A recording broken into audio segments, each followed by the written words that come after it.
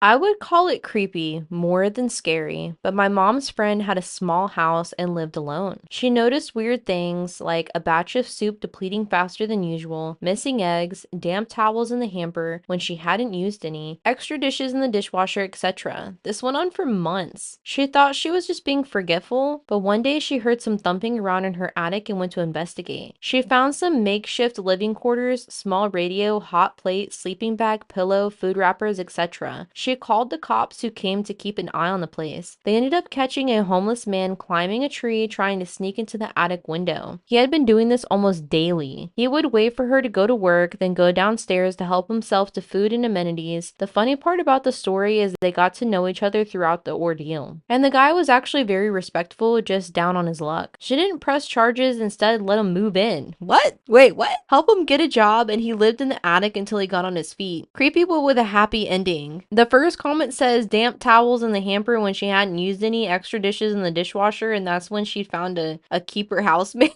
I mean, honestly though, like what? I don't know if I would want them to be like my roommate. That is crazy. I know I've heard a lot of stories about people like I forget what they call them, but they live in like the house and you don't know they're there.